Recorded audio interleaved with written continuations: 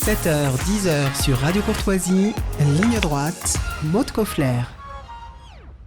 Souverainistes convaincus, détracteurs de l'Union européenne, c'est pourtant grâce aux dernières élections européennes et au séisme politique qu'ils ont provoqué la candidature de Charles-Henri Gallois aux prochaines élections législatives. Souveraineté, énergie, immigration, il est avec nous pour nous parler des grands défis qui attendent la France et la façon dont il souhaite les relever en plein chaos politique.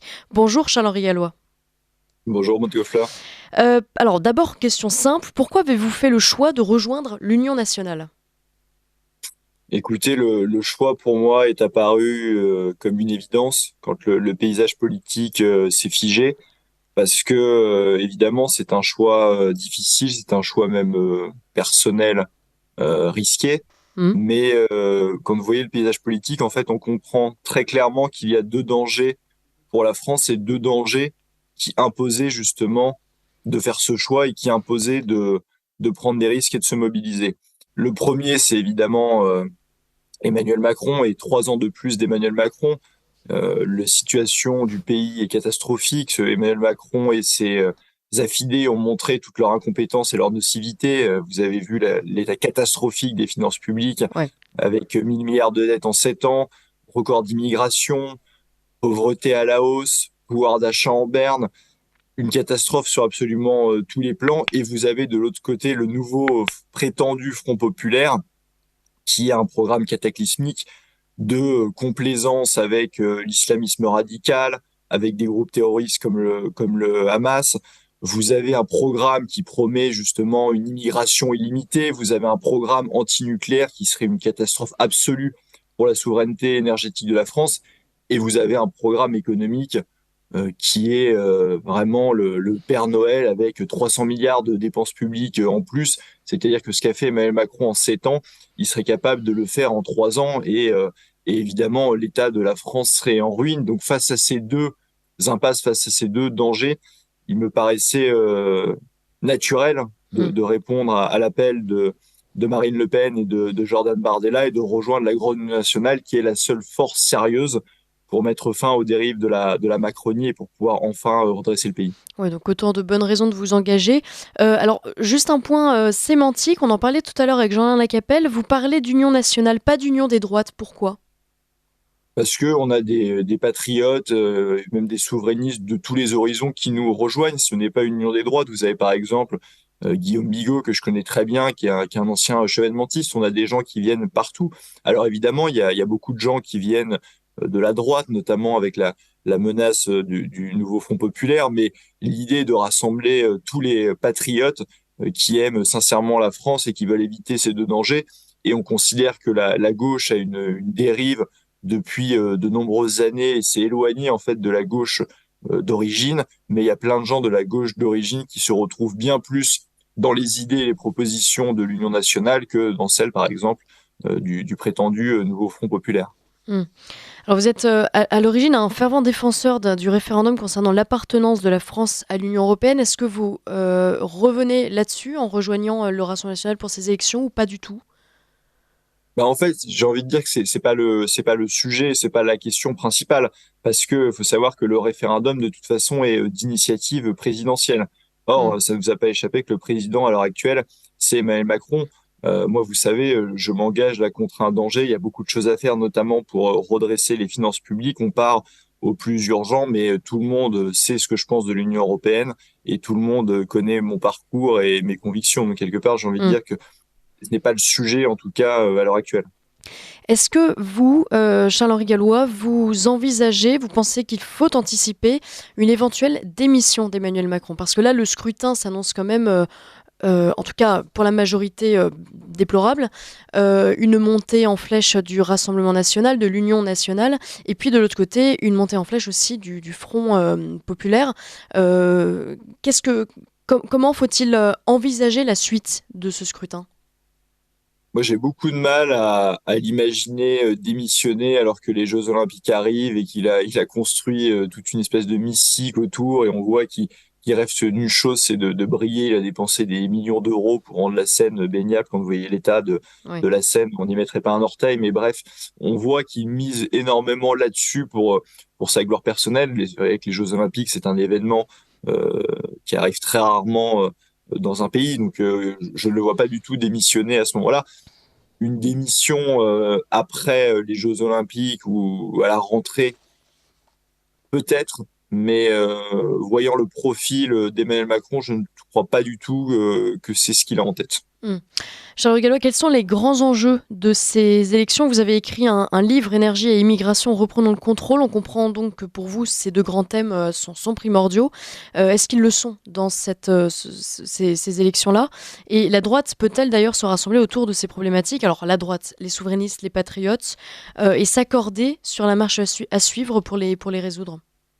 Bien sûr, je pense qu'il y a un consensus immense dans le camp patriote sur le fait que la politique énergétique doit passer par le nucléaire et tout le monde déplore justement le saccage du nucléaire pendant des années par François Hollande, qui est maintenant candidat du Nouveau Front Populaire, par les Verts, par Emmanuel Macron lui-même avec l'arrêt de Fessenheim, l'arrêt du Hmm. projet Astrid, la loi de programmation d'arrêt de 14 réacteurs nucléaires qui a évidemment mis un terme à tout un tas de filières et d'étudiants qui voudraient aller dans ces filières-là, donc de la perte de compétences. Donc ça a été une catastrophe pendant des années. Et il y a un large consensus dans le camp patriote sur le fait que si la transition écologique, ça doit être avant tout de relocaliser la production et de produire de l'électricité nucléaire. Donc il y a un consensus évidemment important là-dessus. Et sur l'immigration, c'est la même chose. Hmm. L'année dernière, on a accueilli près de 500 000 personnes en un an. Enfin, moi, je suis candidat dans la Nièvre. Ouais. 500 000 personnes, c'est 2 fois et demi la population de la Nièvre chaque année. C'est l'équivalent de la ville de Toulouse chaque année. Ah, En c'est 2 ans, énorme. c'est l'équivalent de la ville de Marseille. Donc, il n'y a pas besoin d'avoir fait Polytechnique ou Saint-Cyr pour comprendre en fait qu'on ne peut pas accueillir, on ne peut pas évidemment assimiler, mais on ne peut même pas intégrer 500 000 personnes par an. Hmm. Et donc il y a une nécessité impérieuse de réduire drastiquement les flux migratoires dans notre pays, parce qu'en plus de ça, d'ailleurs, ça a un coût, par ailleurs, coût sur la pression du logement, coût sur la pression des services publics, etc. L'immigration a un coût. Ça a été évalué quand on parle de faire des économies. Il y a notamment la dernière étude des contribuables associés qui explique que ça coûte 54 milliards d'euros par an. Hmm. Donc il y a des économies à faire et je pense que sur l'immigration, là aussi, vous avez un large consensus dans le camp patriote. Ça ne veut pas dire immigration zéro parce que non, c'est impossible, mais c'est de réduire drastiquement et à des portions congrues l'immigration, uniquement de l'immigration économique dans certains secteurs où il n'y aurait pas d'alternative. Évidemment, quelques visas étudiants, mais il faut réduire drastiquement tout ça parce que même au niveau des visas étudiants, je parle même pas du droit d'asile, on a dévoyé bien souvent ces filières pour que ça devienne des filières d'immigration à part entière. Hmm. Alors vous êtes candidat dans la Nièvre. Quelles sont les priorités dans votre circonscription et quels seront vos adversaires, Charles Gallois?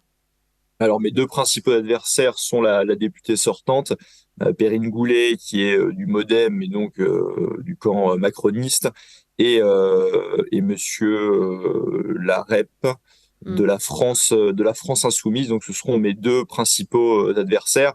Les priorités sont assez proches de celles au niveau national. Évidemment qu'il y a la question du pouvoir d'achat, il y a la question de l'immigration là aussi, mais il y a des cas plus spécifiques avec évidemment la problématique agricole qui est encore plus présente dans un département comme la Nièvre, avec nos agriculteurs qui souffrent des normes délirantes de l'Union européenne, parfois même de la surtransposition nationale et des traités de libre-échange sans limite qui les mettent dans une concurrence déloyale.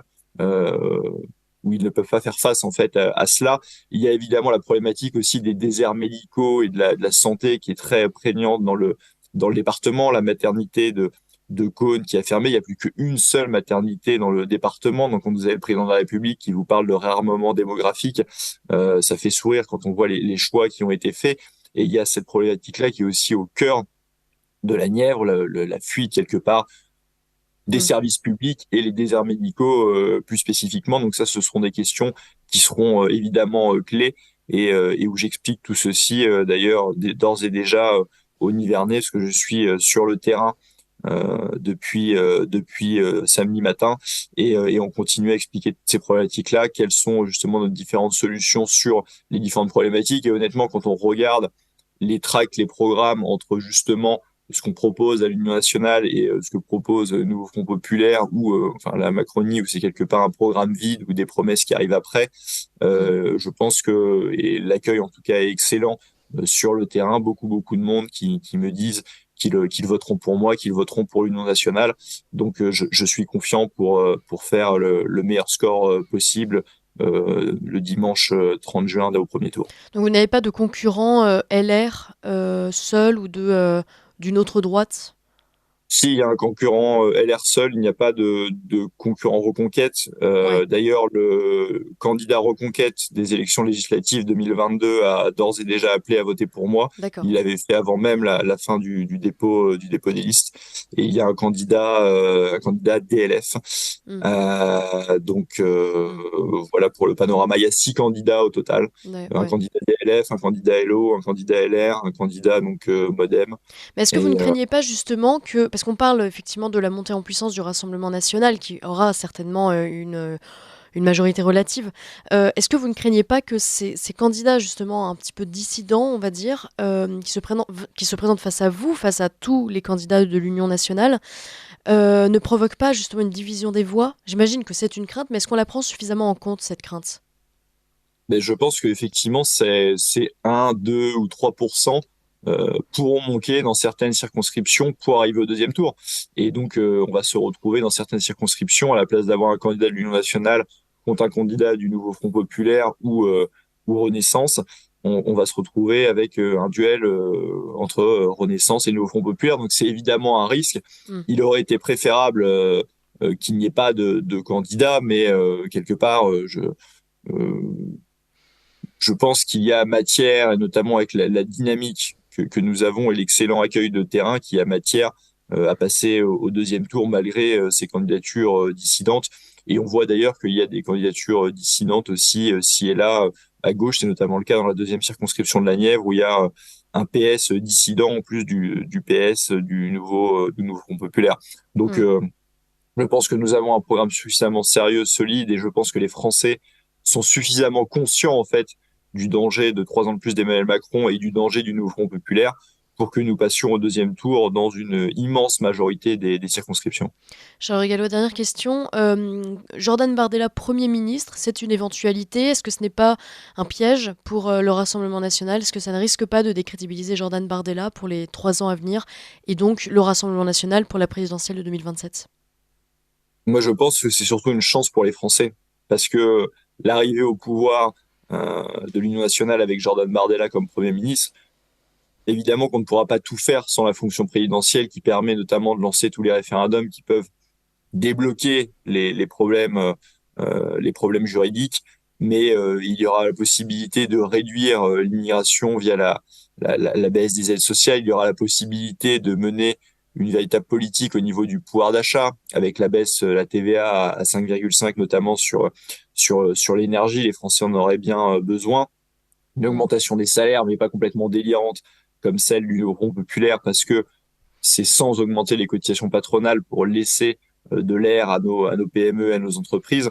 Donc il y a des choses qu'on peut faire et je pense que c'est ce qu'attendent les Français. On peut pas être que dans du calcul politique et dans du jeu à 3 bandes. Je pense que les Français seraient soulagés si nous arrivions au pouvoir. Mm.